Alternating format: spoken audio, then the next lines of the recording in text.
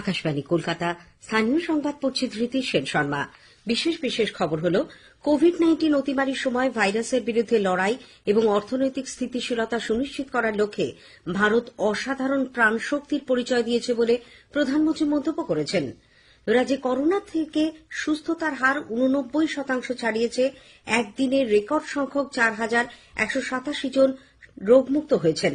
দেশেও আরোগ্যের হার 92.20% পৌঁছেছে। কোভিড পরিস্থিতিতে এবছর দুর্গাপুজোর মতো কালীপুজোতেও বাজি বিক্রি এবং পোড়ানো সহ একাধিক বিধিনিষেধ জারি করেছে কলকাতা হাইকোর্ট। করোনা পরিস্থিতিতে পরিযায়ী শ্রমিকদের 100 দিনের কাজ সহ বিভিন্ন সরকারি প্রকল্পে কর্মসংস্থানের ক্ষেত্রে রাজ্য অভূতপূর্ব সাফল্য পেয়েছে বলে মুখ্যমন্ত্রী জানিয়েছেন। বাজারে পেঁয়াজের দাম নিয়ন্ত্রণ করতে রাজ্য সরকার মজুতদারিতে বিধিনিষেধ আরোপ করেছে। আগামী বুধবার থেকে রাজ্যের শহরতলির লোকাল ট্রেন পরিষেবা চালু হতে চলেছে। আসন্ন বিধানসভা নির্বাচনে বিজেপি 200-র বেশি আসনে জয়লাভ করে রাজ্যে ক্ষমতায় আসবে বলে কেন্দ্রীয় স্বরাষ্ট্রমন্ত্রী জানিয়েছেন। কলকাতায় আজ তার একাধিক কর্মসূচি রয়েছে। মুম্বাই ইন্ডিয়ান্স আইপিএল ক্রিকেটের ফাইনালে উঠেছে। আজ অন্য এলিমিনেটর ম্যাচে রয়্যাল চ্যালেঞ্জার্স ব্যাঙ্গালোর খেলবে সানরাইজার্স হায়দ্রাবাদের বিরুদ্ধে। করোনা সংক্রমণ এড়াতে মাস্ক পরুন, সঠিকভাবে পরুন, 2 গজ দূরে থাকুন, নিরাপদ দূরত্ব বজায় রাখুন, হাত ও মুখ পরিষ্কার পরিচ্ছন্ন রাখুন। আসছে বিস্তারিত খবরে।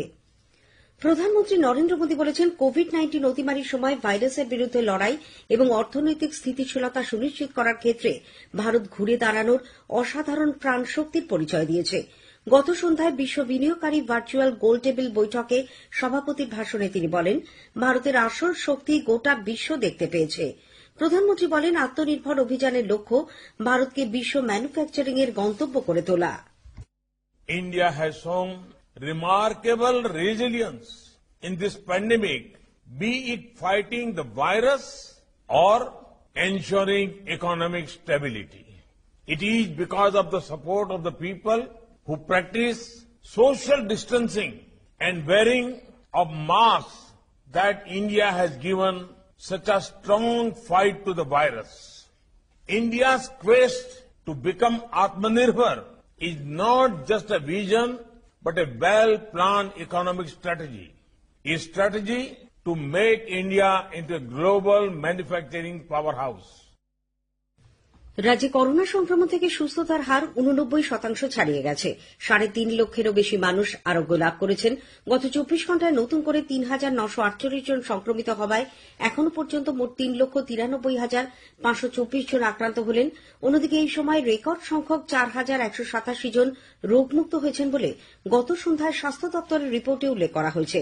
বর্তমানে 35,953 জন রোগী চিকিৎসাধীন। এদিকে 24 ঘন্টায় আরো 54 জন করোনা আক্রান্তের মৃত্যু হয়েছে। এর মধ্যে কলকাতায় 15 এবং উত্তর 24 পরগনায় 14 জন মারা গেছেন। এই নিয়ে রাজ্যে করোনায় মৃতের সংখ্যা বেড়ে দাঁড়ালো 7,122। এদিকে দেশে দৈনিক করোনা সংক্রমণ এবং মৃতের সংখ্যা বেশ কিছুটা বাড়লেও পাল্লা দিয়ে বেড়েছে আরোগ্যের হার। এ পর্যন্ত 77 লক্ষেরও বেশি মানুষ সুস্থ হয়ে উঠেছেন। কোভিডের বিরুদ্ধে লড়াইয়ে ভারতের এটি আর এক উল্লেখযোগ্য মাইলফলক। আরোগ্যের হার 92.20% পৌঁছেছে। চিকিৎসাধীন রোগীর তুলনায় সেরে ওঠা মানুষের সংখ্যা এখন প্রায় 15 গুণ। অ্যাক্টিভ কেসের সংখ্যা এখন 5,28,000-এর কাছাকাছি। মোট আক্রান্তের প্রায় 6.5%। স্বাস্থ্যমন্ত্রক বিদেশ থেকে আগত সমস্ত যাত্রীর ক্ষেত্রে নতুন নির্দেশিকা জারি করেছে। যাত্রার আগে প্রত্যেককে সেলফ ডিক্লারেশন ফর্ম পূরণ করতে হবে বা বিমানবন্দরে প্রবেশের পর নির্দিষ্ট কাউন্টারে গিয়ে শারীরিক পরীক্ষা করাতে হবে। যাত্রীদের এয়ারলাইন্স কোম্পানিগুলি থেকেও 14 দিন কোয়ারেন্টাইনে থাকার বা সরকারি নির্দেশ মেনে চলার ব্যাপারে স্বঘোষণাপত্র জমা দিতে হবে। শহরে একের পর এক আবাসনের বাসিন্দারা করোনা সংক্রমিত হওয়ায় কলকাতা পুর প্রশাসক মন্ডলীর চেয়ারম্যান ফিরহাদ হাকিম আবাসন ও সোসাইটির কর্মকর্তাদের করোনা নিয়ে আরো বেশি করে সচেতনতার প্রচার করার পরামর্শ দিয়েছেন। কলকাতায় গতকাল এক অনুষ্ঠানের ফাঁকে তিনি বলেন, আবাসনের লিফট ব্যবহারের আগে লিফট ভালো করে জীবাণুমুক্ত করে নেওয়া, একটি লিফটে 2 জনের বেশি বাসিন্দা না ওঠা, গোটা আবাসন চত্বর নিয়মিত জীবাণুমুক্ত করার কাজ করতে পারলে এই সমস্ত বিষয়ে বাসিন্দাদের সচেতন করা সম্ভব হলে আবাসনগুলিতে সংক্রমণ এড়ানো অনেকটাই সম্ভবপর হবে। কোভিড পরিস্থিতিতে দুর্গাপুজোর মতো কালীপুজোতেও একাধিক বিধিনিষেধ জারি করেছে কলকাতা হাইকোর্ট। বায়ু দূষণের কথা মাথায় রেখে এবছর রাজ্যে বাজি পোড়ানো এবং বিক্রি নিষিদ্ধ করা হয়েছে। বিচারপতি সঞ্জীব বন্দ্যোপাধ্যায়ের নেতৃত্বাধীন বেঞ্চ বলেছেন, রাজ্যের সর্বত্র সমস্ত রকম বাজির ওপর এবছর নিষেধাজ্ঞা জারি করা হল। এই নির্দেশ কার্যকর করার দায়িত্ব নিতে হবে পুলিশকেই। শুধু কালীপুজো নয়, জগদ্ধাত্রী ও কার্তিক পুজোতেও দুর্গাপুজোর মতোই বিধিনিষেধ মেনে চলতে বলেছে আদালত। নির্দেশ অনুযায়ী দুর্গাপুজোর মতো কালীপুজোর প্রতিটি মণ্ডপেও নো এন্ট্রি জোন রাখতে হবে। এদিকে কলকাতা পুরসভা এবছর শহরে বাজি বিক্রির জন্য কোনো ব্যবসায়ীকে স্থায়ী বা অস্থায়ী লাইসেন্স দেবে না। পুর প্রশাসক মণ্ডলীর চেয়ারম্যান ফিরহাদ হাকিম একথা জানিয়েছেন। করোনা পরিস্থিতিতে ভিন রাজ্যে কাজ হারানো পরিযায়ী শ্রমিকদের 100 দিনের কাজ, মাটির সৃষ্টি প্রকল্প সহ অন্যান্য সরকারি প্রকল্পে কর্মসংস্থানের ক্ষেত্রে রাজ্য অভূতপূর্ব সাফল্য লাভ করেছে বলে রাজ্য সরকার দাবি করেছে। নবান্নে গতকাল প্রশাসনিক বৈঠকে মুখ্যমন্ত্রী মমতা ব্যানার্জি বলেন, লকডাউনের জন্য ভিন রাজ্য থেকে কাজ হারিয়ে ফিরে আসা শ্রমিকদের বিভিন্ন সরকারি প্রকল্পে কাজে লাগানোয় সব মিলিয়ে 5,44,000 শ্রমিকের কর্মসংস্থানের ব্যবস্থা করা হয়েছে। এই সময় 3.5 লক্ষেরও বেশি শ্রমিক নতুন করে জব কার্ড পেয়েছেন বলে তিনি দাবি করেছেন।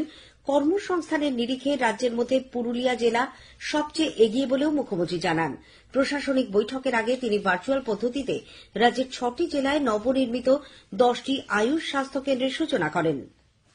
রাজ্য সরকার বাজারে পেঁয়াজের সরবরাহ বাড়িয়ে দাম নিয়ন্ত্রণে রাখতে মজুতদারিতে বিধিনিষেধ আরোপ করেছে। খাদ্য দপ্তরের এক নির্দেশিকায় জানানো হয়েছে, কোন পাইকারি বিক্রেতা 25 মেট্রিক টনের বেশি পেঁয়াজ মজুত করতে পারবেন না। অন্যদিকে খুচরো বিক্রেতা সর্বাধিক 2 মেট্রিক টন পেঁয়াজ মজুত করতে পারবেন, তার বেশি নয়। এর অন্যথা দেখলেই সরকার ব্যবস্থা নেবে। উল্লেখ্য, আলু পেঁয়াজের দাম বাড়া নিয়ে গতকালই মুখ্যমন্ত্রী অসন্তোষ প্রকাশ করেন। প্রশাসনিক বৈঠকে তিনি এই জন্য কেন্দ্রের ভূমিকাকেও দায়ী করেন। প্যান্ডামিক শুরু হওয়ার আগে পর্যন্ত প্রায় 40,000 মেট্রিক টন আলু আমরা পকেট করে রেখে দিয়েছিলাম। তার থেকে আমরা 25 টাকা করে শুধু আমরা এখনো দিই। কিন্তু সেন্ট্রাল গভর্নমেন্ট যে আইনটা করেছে তাতে এসেন্সিয়াল কমোডিটিস রাজ্যের হাত থেকে কেড়ে নিয়েছে। যে আজকে আলু পেঁয়াজের উপরে কোনো কন্ট্রোল সেন্ট্রাল গভর্নমেন্ট করতে পারছে না, রাজ্যকেও করতে দিচ্ছে না। এ ব্যাপারে কেন্দ্রের হস্তক্ষেপ দাবি করে কেন্দ্রকে চিঠি পাঠিয়ে দাম নিয়ন্ত্রণ করতে অথবা রাজ্যকে সেই অধিকার দেওয়ার দাবি জানাবেন বলেও মুখ্যমন্ত্রী উল্লেখ করেছেন। কেন্দ্রীয় কৃষি বিলের প্রতিবাদে প্রদেশ কংগ্রেস আজ দুপুরে ভিক্টোরিয়া মেমোরিয়াল থেকে গান্ধী মুক্তি পর্যন্ত ট্র্যাক্টর মিছিল করবে। প্রদেশ কংগ্রেস সভাপতি অধীর রঞ্জন চৌধুরী সহ দলের অন্য নেতারাও মিছিলে শামিল হবেন। সহায়ক মূল্যে ধান ক্রয়ের টোকেন বিলিতে অনিয়মের অভিযোগে পূর্ব বর্ধমানের ভাতারের কিষাণ মান্ডি গতকাল বিক্ষোভে উত্তাল হয়ে ওঠে। ধান বিক্রি করতে হলে কৃষকদের টোকেন সংগ্রহ করতে হচ্ছে কিষাণ মান্ডি থেকে। প্রতিদিন 30 থেকে 40 জন কৃষককে টোকেন দেওয়া হয়। অভিযোগ, প্রকৃত চাষিরা টোকেন পাচ্ছেন না। প্রতিদিনই সকাল সকাল 30 জন চাষির নাম নথিভুক্ত হয়ে যাচ্ছে। শতাধিক কৃষক গতকাল টোকেন না পেয়ে বিক্ষোভ শুরু করেন। স্থানীয় সংবাদ শুনছেন আকাশবাণী কলকাতা কেন্দ্র থেকে। 7 মাসের বেশি বন্ধ থাকার পর আগামী বুধবার রাজ্যের শহরতলির লোকাল ট্রেন পরিষেবা ফের চালু হতে চলেছে। রেলমন্ত্রী পীযূষ গোয়েল গতকাল টুইট করে একথা জানিয়েছেন। যাত্রীদের জন্য পর্যাপ্ত সুরক্ষা ব্যবস্থা থাকবেন বলেও তিনি আশ্বাস দিয়েছেন। গতকাল নবান্নে আরেক দফা রেল রাজ্য বৈঠক হয়। সরকারিভাবে বৈঠকের পর কিছু জানানো না হলেও রেল সূত্রে খবর, প্রাথমিকভাবে 181 জোড়া অর্থাৎ 362টি লোকাল ট্রেন চালানোর সিদ্ধান্ত হয়েছে। 9 তারিখ ফের বৈঠকে বসবে রেল কর্তৃপক্ষ ও রাজ্য সরকার। সেখানেই মান্য কার্যবিধি, এসওপি এবং টাইম টেবিল প্রকাশ করা হবে। জানা গেছে, পুরনো টাইম টেবিল অনুযায়ী ট্রেন চলবে। দক্ষিণ পূর্ব রেলের তুলনায় পূর্ব রেলের শিয়ালদা ও হাওড়া বিভাগে বেশি ট্রেন চালানো হবে। এদিকে এর আগে ভিড় থেকে সংক্রমণের সম্ভাবনা কমাতে মুখ্যমন্ত্রী বেশি সংখ্যায় লোকাল ট্রেন চালানোর পক্ষে সওয়াল করেন।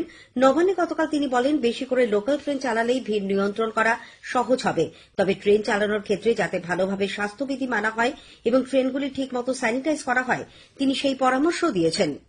রাজ্যে আসন্ন বিধানসভা নির্বাচনে বিজেপি 200-র বেশি আসনে জয়লাভ করে ক্ষমতায় আসবে বলে কেন্দ্রীয় স্বরাষ্ট্রমন্ত্রী অমিত শাহ জানিয়েছেন। বাঁকুড়ায় গতকাল দলীয় কর্মীদের উদ্দেশ্যে তিনি বলেন, বিজেপিকে নিয়ে যারা হাসছে তারা হাসাহাসি করুক। দলীয় কর্মীরা নিষ্ঠার সঙ্গে লড়াই করে ভোটে জয়লাভ করবে। 4-5 सीटें 2-5 हजार वोट से हम हार गए, वरना 22 सीटों का लक्ष्य आपने तो प्राप्त कर ही लिया था। आपके पराक्रम से प्राप्त हुआ, आपके परिश्रम से प्राप्त हुआ। पर मैं आज यहाँ बांकुड़ा में बोल कर जाता हूँ, भगवान बिरसा मुंडा के अनुयायियों की भूमि है। मैं आपको कहकर जाता हूँ, 200 से ज्यादा सीटें भारतीय जनता पार्टी जीत करेगी। স্বরাষ্ট্রমন্ত্রীর আজ কলকাতায় বেশ কয়েকটি কর্মসূচিতে অংশ নেওয়ার কথা। সকালে নিউ টাউনে একটি 5 তারা হোটেলে তিনি সীমান্তরক্ষী বাহিনী বিএসএফ এর আধিকারিকদের সঙ্গে বৈঠক করবেন। এরপর সেখান থেকে দক্ষিণেশ্বর মন্দিরে পুজো দিয়ে টালিগঞ্জের গলফ ক্লাব রোডে বিশিষ্ট সঙ্গীত শিল্পী পণ্ডিত অজয় চক্রবর্তীর বাড়িতে গিয়ে তাঁর সঙ্গে সাক্ষাৎ করবেন। পূর্ব বর্ধমানের জামালপুর থানার মুইদিপুর গ্রামে বালির লরি উল্টে একই পরিবারের 3 জনের মৃত্যুর ঘটনাকে কেন্দ্র করে এলাকায় ব্যাপক উত্তেজনা ছড়িয়ে পড়েছে। উত্তর 24 পরগনার টিটাগড়ে কেলভিন জুট মিলে গতরাতে বিধ্বংসী আগুন লাগে। দমকলের 7টি ইঞ্জিন কিছুক্ষণ চেষ্টায় আগুন নিয়ন্ত্রণে আনে। গতবারের বিজয়ী মুম্বাই ইন্ডিয়ান্স 57 রানে দিল্লি ক্যাপিটালসকে হারিয়ে ত্রয়োদশ আইপিএল এর ফাইনালে উঠেছে। এ নিয়ে ষষ্ঠবার ফাইনালে পৌঁছল 4বারের চ্যাম্পিয়ন মুম্বাই। আজ আবুধাবিতে এলিমিনেটর ম্যাচে রয়্যাল চ্যালেঞ্জার্স ব্যাঙ্গালোর সানরাইজার্স হায়দ্রাবাদের বিরুদ্ধে খেলবে। শেষ করার আগে খবরের বিশেষ কিছু অংশ আরেকবার। কোভিড-19 অতিমারির সময় ভাইরাসের বিরুদ্ধে লড়াই এবং অর্থনৈতিক স্থিতিশীলতা সুনিশ্চিত করার লক্ষ্যে ভারত অসাধারণ প্রাণশক্তির পরিচয় দিয়েছে বলে প্রধানমন্ত্রী মন্তব্য করেছেন। কোভিড পরিস্থিতিতে এবছর দুর্গাপুজোর মতো কালীপুজোতেও বাজি বিক্রি পোড়ানো সহ একাধিক বিধিনিষেধ জারি করেছে কলকাতা হাইকোর্ট। বাজারে পেঁয়াজের দাম নিয়ন্ত্রণ করতে রাজ্য সরকার মজুতদারিতে বিধিনিষেধ আরোপ করেছে। স্থানীয় সংবাদ শেষ হলেও পরের খবর সকাল 9টা 15 মিনিটে।